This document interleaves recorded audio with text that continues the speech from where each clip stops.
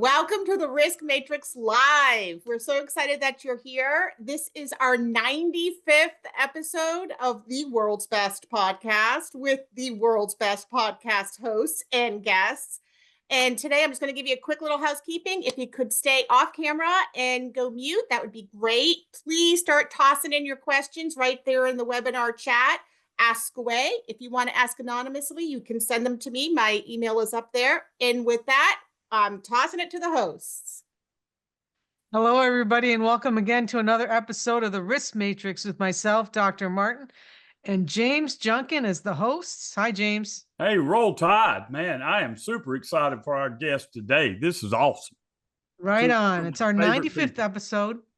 95th episode, and today we've got on two distinguished guests. We've got David Bates, retired OSHA Area Director, and Rick Ingram, CEO of Ingram Risk Management. And we are going to talk about if we really know what OSHA does. And we're going to learn a little bit about some programs and things that OSHA does that I think Mr. Ingram has been involved in that maybe you can enlighten us on. But, you know, anything goes this episode. So welcome. And just before we get started, Veriforce, thank you so much for powering the Risk Matrix. And we will have a note from our sponsor at some point in this episode. So stay tuned for the sponsor. And I'm going to roll it to you, James. Bring us on in. Hey, well, again, thank you, Rick and David, for joining us. You know, Dr. Martin in our practices as safety professionals are always working with OSHA, both on the enforcement side, but also on the other side of OSHA, where there's partnerships and programs with the industry. And that's kind of where Rick comes into this conversation, as many years working with BP and other organizations and really being an industry leader in all these cooperative programs. So let's just kind of start and throw it out. We'll start with you, David. Why'd you get into safety? And then we'll come ask you the same question, Rick. Yeah. I jumped into safety while I was in college. OSHA offered their very first student internship where I was going to college, and I went and applied, and the area director hired me. And 36 years later, I was retiring. So I stayed with OSHA all those years. Wow. That's incredible. Well, Rick, what about you? How did you get into safety? You know, I grew up on a farm here in Arkansas and saw all kinds of incidents. You know, every time a belt broke, we would take the machine guard off and throw it in a pile and use that for scrap metal for beer money. So that's the way I grew up. I saw lots of incidents, lots of people getting hurt, chemical issues, same thing. We had no education at all, no help, no understanding of health and safety. Just so you know, it was kind of a natural progression for me. I started a small business, knew nothing about it, about safety and health, but luckily a client that I had forced me to build a safety and health program. And that's where I started my learning process. Awesome. Well, I'm going to jump right in because now that we got you guys captive here on the Risk Matrix, we're not going to tell you the way out of the Risk Matrix until we get some information out of you. I'm going to start right off, right? A lot of us in the field, and you know, James and I, just from us talking on the Risk Matrix or in other venues, that we do a lot of work with clients that have OSHA come in. They either get violations or don't get violations. They don't quite know what to do when OSHA comes. And, you know, I'd like, from your perspective, David, as a former OSHA area director, and maybe Rick, as you working for some very large clients, why is everybody so afraid? Okay. And why, how can we dispel that fear of OSHA coming in and either helping us or inspecting us or anything? How do we dispel that fear? Well, I think part of the misunderstanding with OSHA, or maybe one of the myths, is that we're enforcement, that OSHA is enforcement only. And that's not exactly true, even though OSHA was formed as an enforcement agency and they still conduct over 30,000 inspections a year on the enforcement side of the house. There's a lot of cooperative programs that's available that Rick's going to talk to you about today. But I can tell you, OSHA shares a goal with employers in that they want the workers to go home safely. That's what it's all about. That's what the charter is about. And they take a two-pronged approach to a lot of that. And one is through the enforcement side and conducting enforcement inspection for those employers that do not want to voluntarily comply. But those that do want to voluntarily comply, there are cooperative programs out there that we'll talk about today. Well, let's do that because we're going to have a ton of questions, David, from safety professionals, risk managers, business owners, executives about the enforcement side, because that's where the negative comes in, right? So before we get into that, because there's tons of questions already popping up in the chat from a lot of people on the enforcement side, Rick, let's talk about your experience with the cooperative programs, you know, the other side of OSHA that we don't hear a lot about. Yeah, when I was working in South Texas for BP, when I started my career with BP, there were lots and lots of fatalities down there. We had the worst record in the region of anyone. And a young lady sent out a note inviting us to a meeting to meet with OSHA. And I actually have a picture of my manager when he got that letter, and he looked literally like a deer in the headlights. But great guy. Went to the meeting. We started off just asking questions. We separated into contractors and operating companies, and ended up forming a network, a communication network with that compliance assistant specialist and the OSHA area director there. That was the beginning of it. So we started the STEPS network. Then we did pretty well with that, and we got invited to enter the OSHA VPP program. So that's, if you don't know anything about OSHA VPP, it's an incredible program. And ended up having 6 star sites across the country with BP. I became an SGE, special government employee, actually hand in hand with folks like Dave and other inspectors out on VPP inspections. But there's so many more things. You know, any company can call OSHA. I think that's the biggest misconception. They think it's like IRS, and it's not. OSHA has a whole side of it that's all compliance assistance. You can go on their website and you'll see that. There's the SHARP program, OSHCON, OSHA consultants in every field office. Dave can tell you about that. But it's just a really excellent organization on that compliance assistance side. So let me follow up my question, and I'll let Dr. Martin jump in there with some of hers. David, Rick gave us a lot of acronyms, right, as to different programs that are out there. There is a lot of questions that are coming in around some of these programs that and funding of these programs. So can you talk just briefly about some of the initiatives that OSHA has, and then maybe get into a little bit of conversation about the OSHA outreach training institutes that are out there? Yeah, so one of the reasons that OSHA actually promotes and has partnerships, alliances, the VPP program is one of them, the OSHA consultation service, which are all funded through OSHA, is because if companies want to voluntarily comply and they join these programs, OSHA is affecting many more employers and getting to employees. You know, there's over 30 million workers in the US and about 8 million work sites. And OSHA, with their staffing, they can't make it to all those. And when they do enforcement inspections, it's one inspection at a time.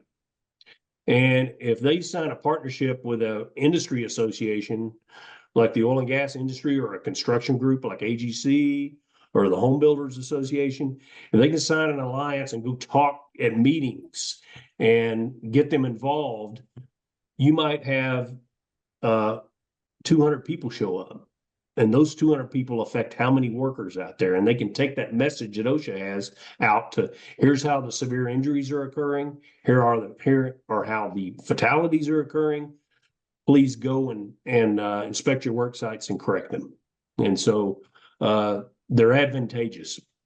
And then the OSHA Ed Centers, you know, I think there's over 20 of those in the country, and they teach the OSHA courses. And I can remember, you know, I started in the 80s, show my age here, but I would go to the OSHA Training Institute when I was first starting out with OSHA, and there were a lot of employers that wanted to come to those courses that the compliance officers went to. And so they saw a need to expand the training, and that's where the OSHA Ed Center started, the TEACs, the UTAs, all of those. So there are a lot of workers that are trained. I'm going to be in Oklahoma City next week teaching a construction class. So getting the word out, getting people educated, safety pros educated on how to identify and correct their own hazards out there is advantageous to OSHA. Yeah, David, I don't know if many people know this, but for my master's and my PhD in occupational health and safety, some of my earliest safety courses were with the OSHA Ed Center out here in New England. So I'm a big advocate of learning, number one, and number two, you got to start somewhere, right? And the OSHA Ed Centers are a great place to start. There's people with a great deal of knowledge that teach there, like yourself, and you can glean a lot of information off that. So I want to piggyback a little bit off of James' question about those programs, and I think that one of the things people wonder about, right, is how do you and maybe this is not the right way to say it, how do you qualify for the VPP or the SHARP, right? Or how do you get in touch with these OSHA consultation bodies? I know some of them are run by the states, you know, out here in New England, or at least in New Hampshire, we've got Keene State runs the OSHA consultation, or they have a partnership. I know Pennsylvania, my good friend is the director of Pennsylvania's small business consultation out of IUP. I mean, is there a litmus of how you can qualify for these programs, or is it just like call up and say, hey, I want to voluntarily comply, or I want to be a SHARP facility? Well, Rick can probably add a few things to what I'm about to say, because he's actually done a lot of audits as an SGE. But there's actually a OSHA directive that it's a CSP, a compliance state program. It's because the VPP is a compliance state program. But there's a guideline on the requirements of what a company has to meet, and you can go step by step through that directive that guides companies that want to apply. So if they feel they're at that level, they can actually send in an application to their local area office, and it'll be evaluated to see if it warrants a on-site audit to see if they get into the program. There's also a program called the OSHA Challenge for companies that don't think they're quite ready yet, and they put a mentor. So they get a company that's already in the VPP STAR program, and they mentor them along the way to help them develop the safety and health system elements that they may not be Ready completed for with. Yeah. So the challenge and the mentoring program is really good in getting that. And then SHARPS is run by, it's a kind of an equivalent, because VPP is federal. Your federal OSHA office, a CAS or a VPP coordinator in an area office is going to handle that. And then the state consultation will be the ones that do a similar process for the SHARPS program. And every state, you're right, every state has a consultation service. OSHA, in the OSHA Act, the OSHA law that was passed in 1970, it actually codified how the consultation services will be set up and funded. And 90% comes from federal OSHA. And some are run by workers' comp departments, some by health departments, some by Department of Labor, state agencies, but they're always separate. They don't share with federal office. They're not housed together, so they keep their information. So they do not, the state consultation service does not tell where they've been unless they get an employer that does not want to comply with hazards that they've identified. Then they'll make a referral over, but that very seldom happens. I can probably count on my hand, one hand, how many times that's happened in my 36-year career. That kind of brings up a question that came from Jennifer here to us in the chat. And she's talking about state programs, Tennessee in particular, and some of the funding challenges and staffing challenges that particular administration's having, and with education and enforcement. So I think funding is always an interesting discussion, right? So could you talk, David, a little bit about funding? Because when we think funding, and I think federal government, I'm thinking unlimited resources, amounts of cash, printing machines, government's always got all kind of money, right? If we don't have it, we just print some. Yeah, right. So, well, the state consultation services get federal funding, but the state plan states once they develop a plan and they submit that plan for approval, they fund it themselves. And so there's actually 20 plus states that the states run the enforcement program for OSHA. And so Tennessee's one of them, Cal OSHA is one, but they must submit a plan. It must be approved, and it has to be as protective as federal OSHA. This is currently. So, because there's some legislation about turning everything over to the states. And so I wanted to emphasize today the importance of this uniformity and oversight that we have with not just the federal offices, because they go through regular audits too, but the state plan states that are running the enforcement, they go through an annual audit as well. And without that oversight, you might have 50 different OSHAs. They have to be as stringent and as protective in standards, so the regulations, in directives and guidance, that have to be as protective with deterrent. So whenever, OSHA updates its penalty structure every year now that meets the consumer price index. They require the states to do as well. So when the penalties go up to $12,000, the states are having to adopt that as well. So, and they have to have a whistleblower protection, which I was going to talk a little bit about today if we have time, but they have to have a whistleblower protection as part of their state plan state as well. So David, just quick, who are the people from OSHA that audits those state plans? Is there a special division, or I'm just curious? Yes. So in the national office, there's actually a directorate that oversees the state plan operations. Okay. And then each regional office also has a group that will help do audits as well, if they have any state plans in their region. There's 10 OSHA regions in the country. And so each regional office will do that oversight. Cool. So David, let me jump in here just real quick and bring Rick into this conversation. You've been around a long time, not calling you old, Rick, not calling you old, right? But you've been around organizations from a hiring client standpoint working with OSHA and contractors working with OSHA. Based on your experience, if I was a hiring client, how do I break down these fears that companies have, and contractor companies particular have, in allowing OSHA in, VPP and coming out and doing consultation services and those type of things that are proactive? I mean, there's just this tremendous fear if we're going to let OSHA in the door.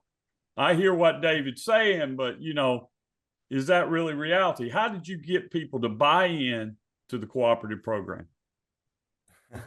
Well, with OSHA, my old boss used to say it's either a handshake or a hammer.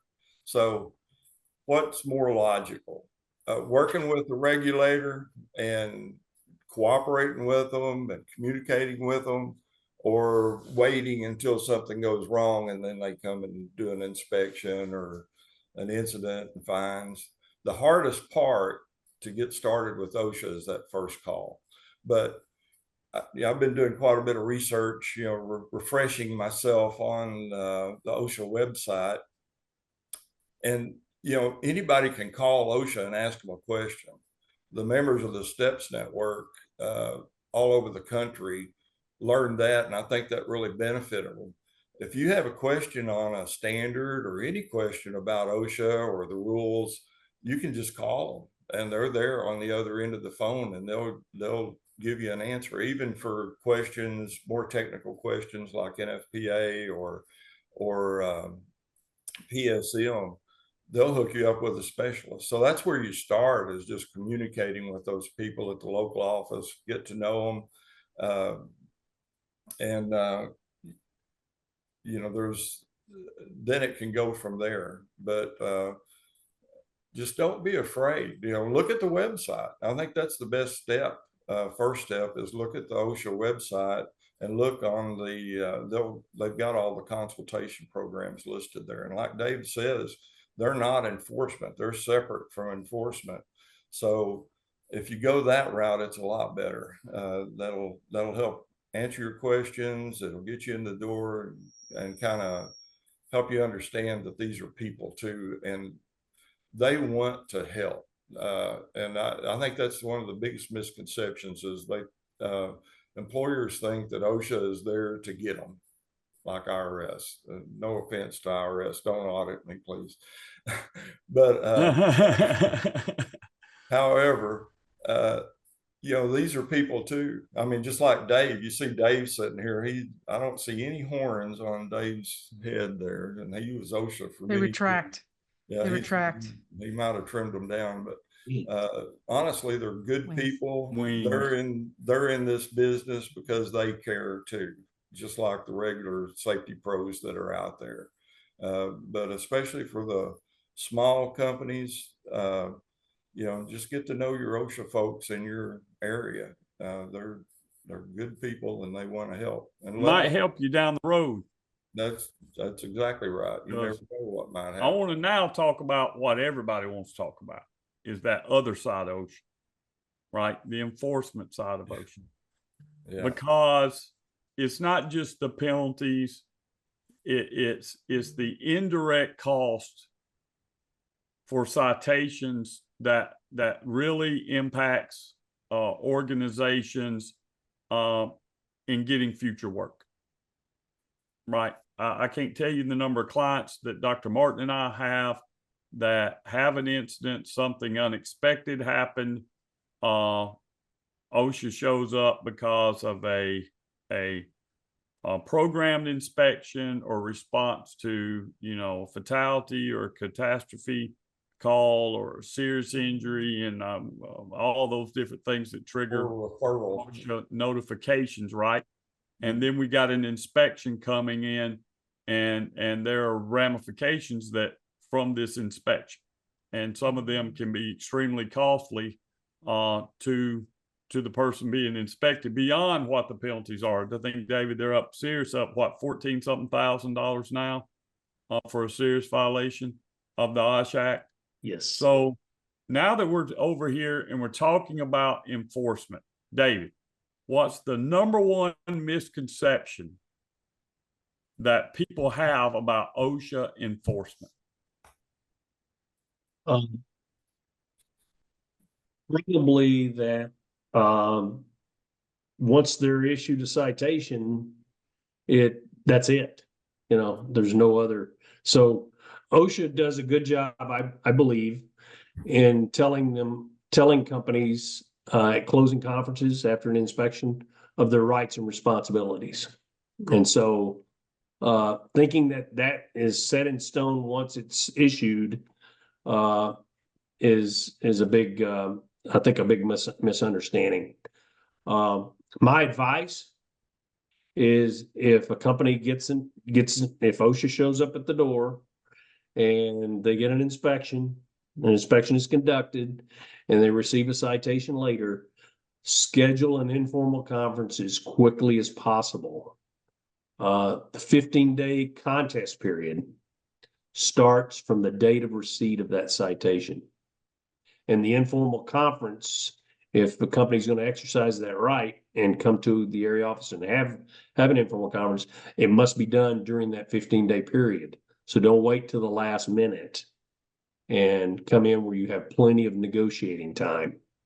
And then always preserve your right to contest. You have time to contest the citation then. So I'm going to put James on the spot, and I've heard him say this several times. You ready for this, James? OSHA is not your friend. Have you ever heard that, James? Your friend on the enforcement side, right? Well, you know, I think, you know, I think honestly that probably is a little bit harsh, given the fact that they're not. I think let's put that in context. OSHA is not your friend if you're not doing the right thing or you're not trying to do the right thing, right? Because they're going to come in and they're going to cite you, right? But OSHA can be your friend, and I'm gonna let you guys talk. Hang on a second. OSHA can be your friend because I know Mr. Ingram in particular has formed some good relationships over the years with these programs and whatnot, and with the compliance officers, as you stated, David. You know, getting to know your compliance officers, building a rapport, and OSHA can be your friend, but you have to. It's a give and take, right? You can't expect that somebody's going to let you off on something. You have to know that, you know, there's going to be a collegial professional relationship there. So now I'm going to let you talk. Go ahead. I just want to throw that in there because I've heard that come out of James' mouth, and it's actually come out of my mouth too, to some of my clients. So. Well, before James talks, I was just going to make a point, and that is, if OSHA is there for an enforcement activity, you didn't call them unless it's a severe injury or a fatality. You had to report it according to regulation. But most inspections, you didn't invite them. You didn't call. So enforcement inspections are not invitations. So I think it's important what Rick is talking about under cooperative programs. OSHA doesn't do anything until you call them. Yeah. So there is a definite difference between the cooperative programs. You're inviting them. You're asking for help. Either it's the OSHA consultation service that's run by the state, or if it's a CAS or a non-enforcement person in an area office. So, you know, requesting and inviting versus an enforcement activity are different things. So. Yeah, I want to add to that. So that's exactly right. You have to call them. So don't be afraid to make that call. But if you've got an inspection or you've had a fatality or made an agreement with OSHA, you better stick to it. So that's the other side of it. So I think OSHA ranges from on the great side, BPP star. That's when you voluntarily say, hey, come on in here. We want you to audit us. We're going to do everything we can. It's a lot of preparation. It's a lot of work, and it's very meaningful. And then there's other levels below that. On the other side is the severe violator enforcement program. So if you make a promise to OSHA to comply with something and you make an agreement, you better darn well do it. The highest, I was looking at some of the fines from 2023, range from $500,000 to $2.5 million for those severe violators. And it's because they broke an agreement with OSHA. So you say, I'm going to do this, we'll straighten it out, and then you don't, and then somebody else gets hurt, you're toast. And that's just the penalties from OSHA. That doesn't mean the civil liability. All right. So I want to kind of clarify what I meant by OSHA is not your friend. And I stand behind that, right? When you're in an enforcement activity, OSHA regulations are the law. That's the law. They're there to investigate to see, did you break the law? Right. You can be professional, you can be cordial, but there is this mentality amongst people that I found in some of our clients that, well, the compliance officer was nice to me. The compliance officer was professional to me, and I was nice to him, and we're a small company, and they didn't yell at me, and I'm surprised that I got 6 serious citations, and I got 15 days to come up with an abatement and mitigation plan to try to convince them to negotiate with me so that we can lower the penalties and severity. That's what I mean by OSHA is not your friend. Look, just because you're a nice guy doesn't mean that you didn't break the law. My mother David's is not going to do his lady. job, right? Yeah, they're there to do their job. My mother's a nice lady, but if she's going 85 in a 45 and gets pulled over, she's getting a ticket, whether she's a nice lady or not, right? So when you're in the enforcement situation, David, it's, I don't want to call it, I think adversarial may be too strong of a word, right? But OSHA is there to do a job, and their job is to make sure that you are abiding by the regulations found in the OSHA Act for the protection of workers. The idea is to protect the workers. And if you're not protecting the workers, you're violating the law, and there can be penalties for that. So rolling into that, David, you know, the compliance officers come out, they conduct the inspections, they do their investigation, and usually it's can take up to 6 months for them to do their investigation, right? But then we only got 15 days to come up with a response to those proposed citations and penalties. So what do you suggest companies do in anticipation of something maybe coming in the mail, so they're not rushed in those 15 days to get something prepared to come to present to you either why you're wrong, the compliance officer's wrong, or you're right, kinda, but here's what we've done to make sure it never happens again. Before citations are issued, at the conclusion of the actual on-site inspection, there are closing conferences. Sometimes there's one, sometimes there's multiple. Sometimes they'll do an on-site closing, and then when they get back to the office and research, they'll call back and do a second closing by phone. But at some point before that issuance, there will be a closing conference, and usually that comes sometime before the issuance of the citation. And that'll give the employer time to put together their abatement package, whether they're going to hire a consultant or an attorney to represent them. One of the things that I would suggest is the time to hire someone is probably before you ever get an inspection. If you're having difficulty with compliance yourself, you may try to voluntarily comply through OSHA's cooperative programs, but you still need help. I used to see a lot of companies that needed outside help, but at some point, don't wait until I've got an informal conference scheduled next week. Let me hire somebody to come and help me, because it's kind of late at that point. I know what James and I usually say is, whatever feedback you get in that informal, the closing conference, right? You're going to know kind of what's coming down the pike when it comes to violations. And even if you don't know, then's the time to start looking at how can I improve what I've got and show that I really care enough to improve my safety management system, look for hazards, mitigate them. So when you come to that informal conference, you've got some sort of forward movement. You're being proactive, right? And that's more, that's something I learned from James, right? Yes. Especially to do with my clients. And you've got abatement certification, which can be invoices of things you purchased. It could be corrections in your policy, the things you've changed. You can show that. It can be photographs. It can be additional training and documents showing you did additional training. Coming into an informal conference and showing that you've made change and improvements goes a long way to a settlement. And also, there's the other side of the coin where you think legally I should not have been cited.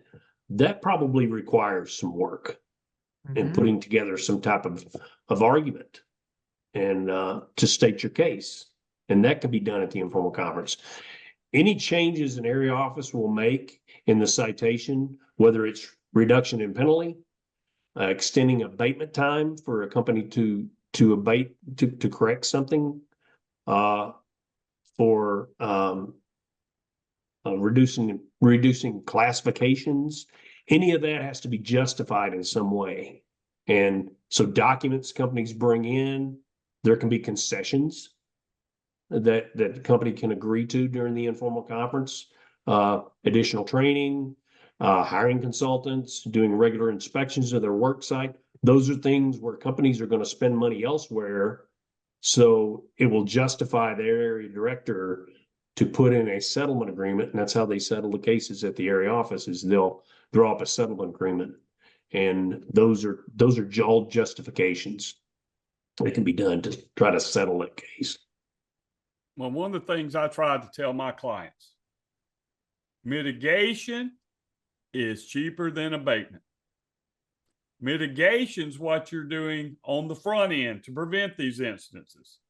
Abatement is what OSHA is going to tell you to do.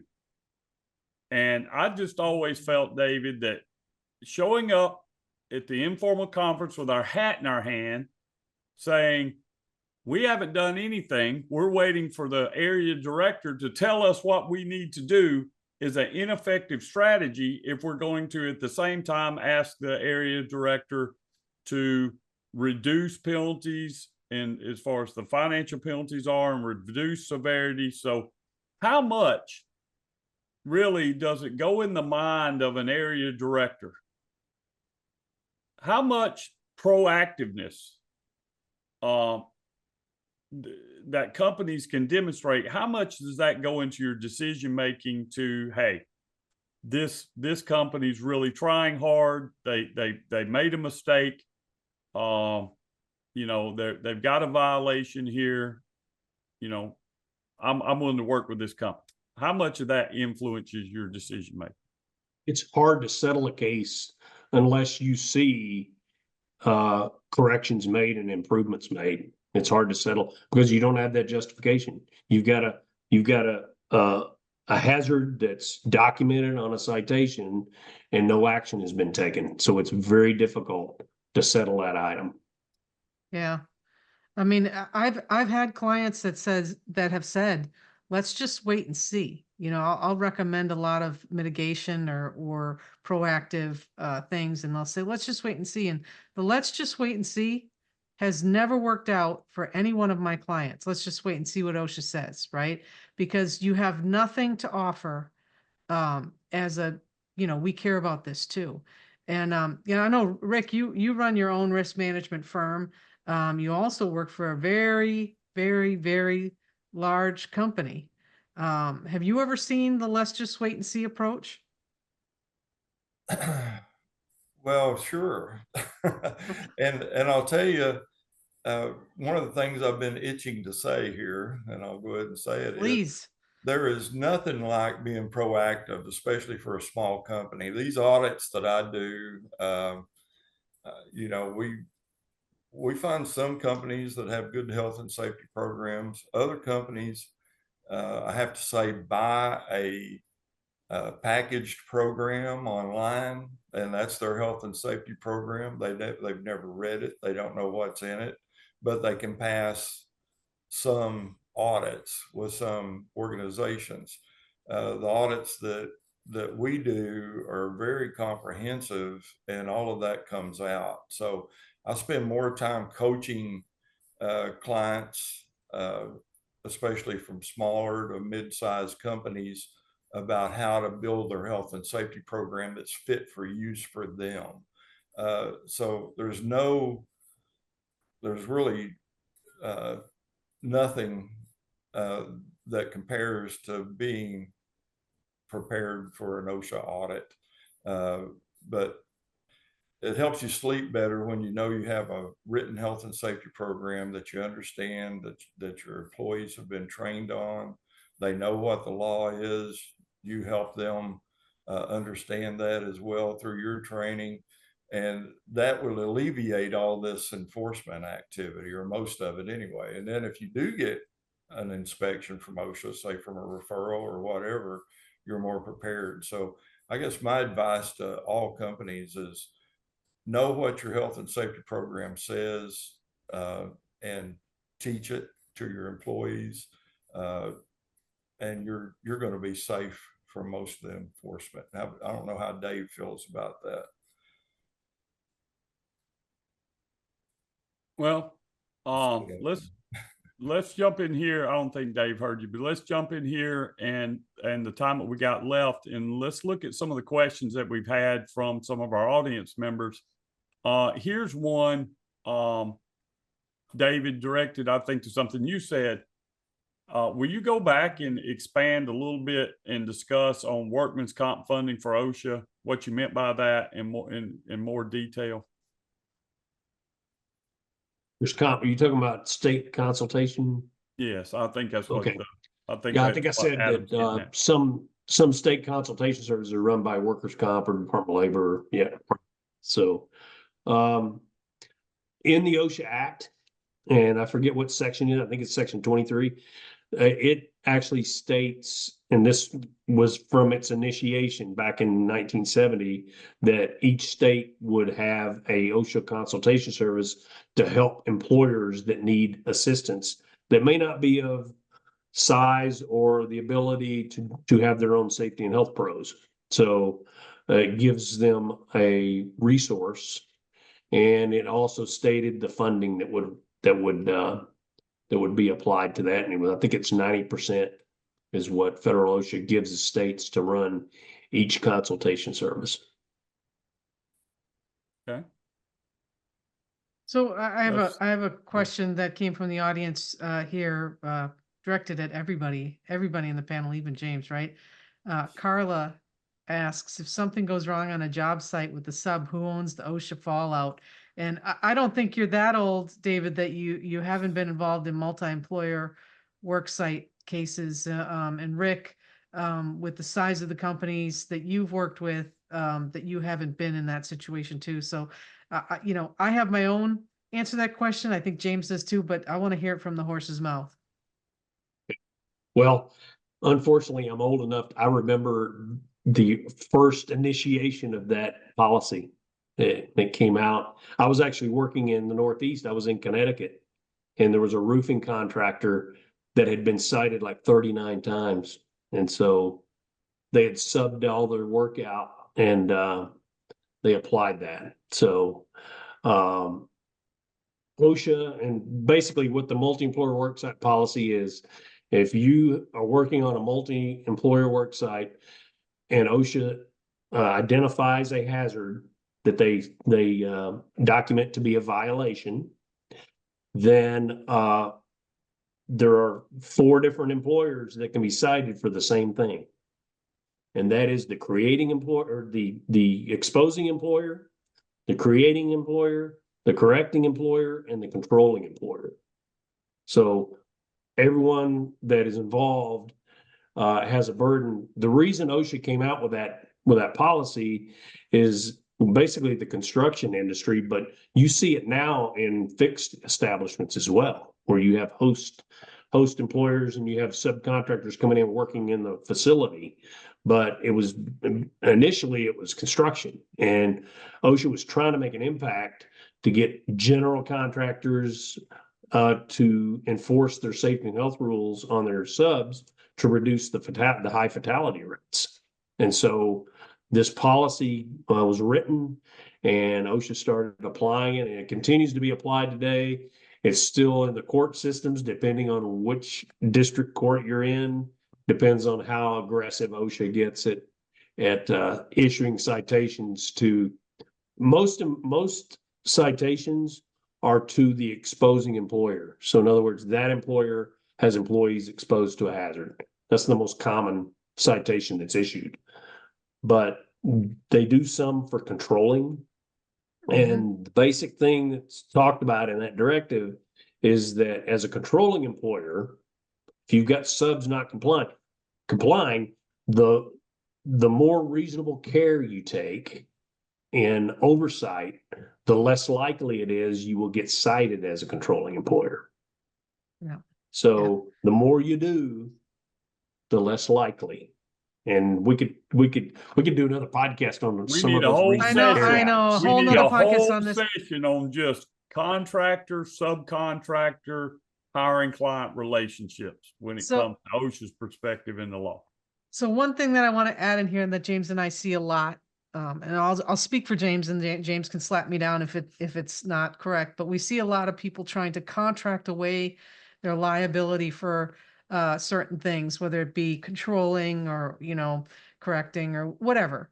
They put it in their contract and they think that that's going to fly with OSHA as a defense. And sometimes maybe it does, sometimes maybe it doesn't, but I think the best way to go about it is if you're involved, make sure you're doing your due diligence and care, to not put people at risk, because that you can be cited, right? That's the whole gist of that. Rick, I had a question for you. Having worked with OSHA and many of these programs on the helping side of OSHA, right? What is the one thing that you'd really want people to take away as something that they can use as another arrow in their quiver for the future? What is something that they can use for working with OSHA and these programs that you really want them to know? I think just to make that first call, make a call to your area office, if you can, talk to a compliance assistant specialist. And like I said before, just kind of get to know them as a person. Ask questions, and you'll see once you start asking questions, especially everybody has questions about compliance issues. These are some of them are pretty complicated rules that we have to follow. But just call and get that comfort level started. And I think that's if I was going to give any advice, that would be my most basic advice. Look at the OSHA website, look around at all the different programs that are out there and see what you might be able to make use of. That's how we started, and we went all the way up to DC working on as a member of NACOSH from that very humble beginning. Awesome. Now I'll say this, Rick. You need to do that proactively before the incident. Yes. Can't have the incident and call and say, "Hey, David, I need some help. Hey, bro, I need some consultation out here. Can we get in one of these programs? Can we do all that?" When you got an active investigation going, you have an active investigation going. That doesn't mean after the investigation, you can't get into VPP and some of these other things. But the whole purpose of these programs is to avoid these type of incidents. Now, coming back to a question Kimberly Elliott has. Thank you, Kimberly, for asking this question. And she's talking about the multi-employer citation situation.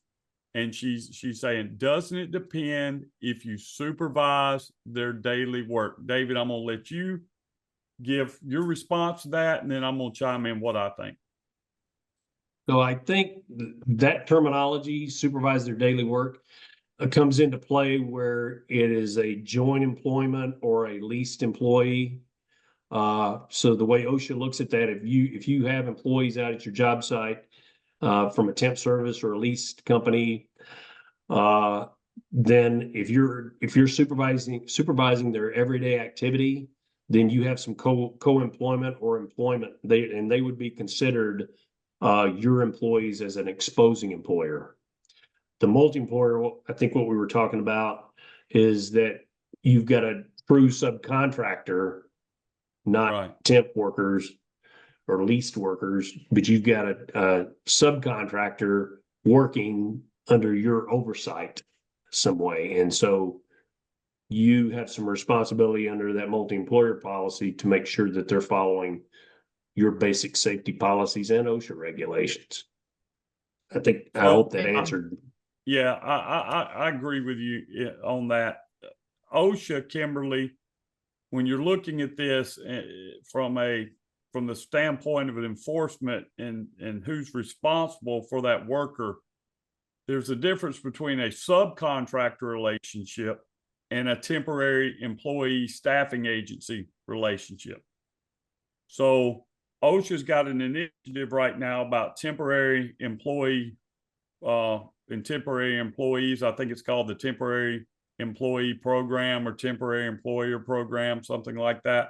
Great web page that details a lot of what companies' responsibilities are if you're a staffing agency and what the responsibilities are if you're employing people, right? So if you are using a staffing agency that's like a labor finder and they're sending employees to you and you're directing the work, you better have worked out, according to the OSHA directive I've seen, who's going to be responsible for their PPE, who's going to be responsible for their training, who's going to be responsible, right, if they're injured, whose workers' comp is this on, who is going to report those injuries, et cetera, on their OSHA logs. You know, there are a lot of things that got to get worked out.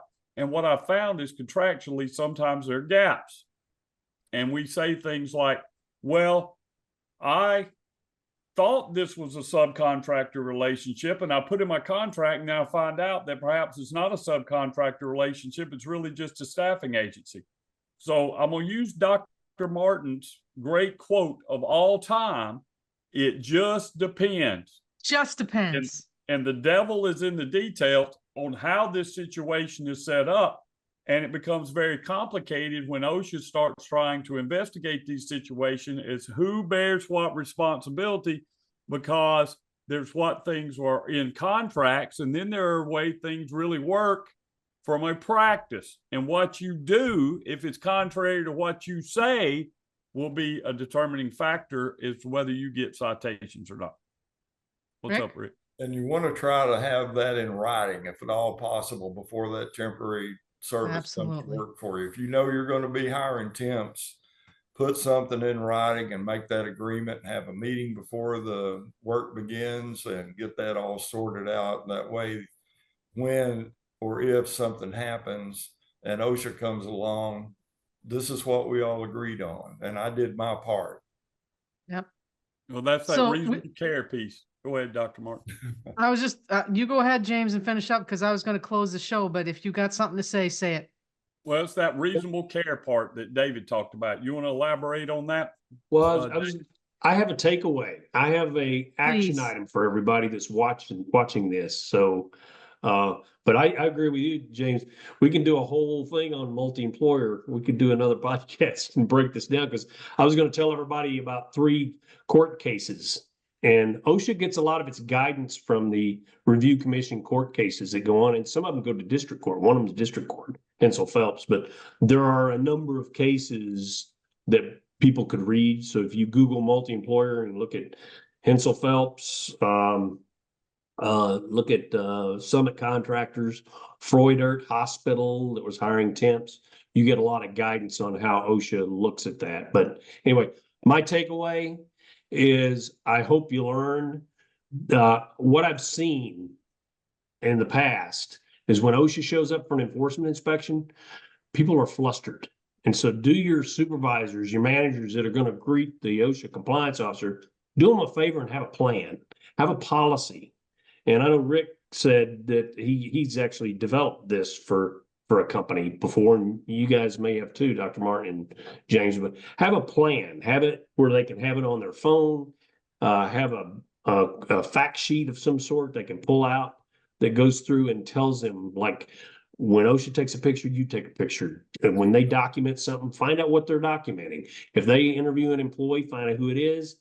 You may not be part of that interview because it's private, but you can talk to that employee later. Find out what, but have that. And also in that policy, I invite you to go and develop this, but have it where you're utilizing the cooperative programs before an inspection. So that way you can show we do these things. You can tell the compliance officer, we participate in the consultation service, or we go to meetings where OSHA's talking. We're in an alliance with our industry association. So your homework is go develop your policy. Absolutely. Thank you. Absolutely. And I just want to say to our listeners, because we've almost run to an hour today, which is great, which means David's already agreed to come back. Rick, you too? Sure, I'll come back. If Dave will, I will. All right. So you guys have made the perfectly amazing decision to spend an hour with us today, listening to the Risk Matrix. We had a great show. And in this case, our former OSHA area director, David Bates, is our friend.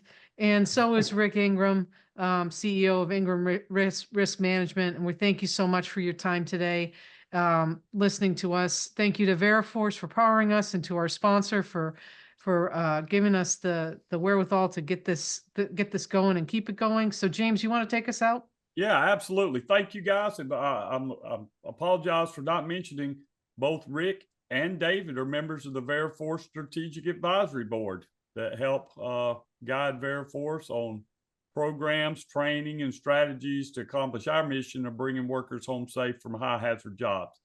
Thank you for everyone that came today to our live session, and thank you to all who are going to be viewing this session and all of our Risk Matrix episodes on VeriForce's YouTube channel, VeriForce's LinkedIn page, Spotify, and Apple Podcast. We're approaching our 100th episode. I think Dr. Martin said today, this is episode 95. 95. So if you're just joining us, we have a tremendous amount of other episodes where we have had, I think we've had both Rick and David on before as previous guests, and a lot of other guests. And then some episodes are just me and Dr. Martin talking about all things risk and all things safety.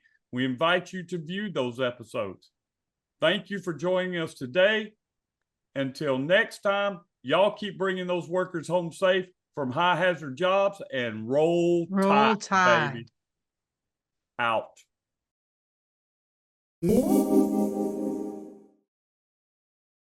VeriForce is proud to announce the latest version of our Safeland USA accredited course called Basic Orientation 7.0. This is our flagship course that has been taken by over 1.6 million students nationwide. The newest version of this course is shorter than the last version, with condensed training and updated multimedia, but it still includes the same topics as previous courses. As always, the Safeland orientation remains with this employee through the career. It eliminates the redundancy of multiple orientations, and it stores all the training records in a single centralized database for everyone to use. Also, we offer two solutions for getting the training. You can either seek out Safeland training from one of our third-party providers, or you can send one of your instructors through our Train the Trainer program to teach your own employees. If you're interested in learning more, please contact our training sales department at 888-482-9101. That's 888-482-9101. Or you can email us at trainingsales@veriforce.com.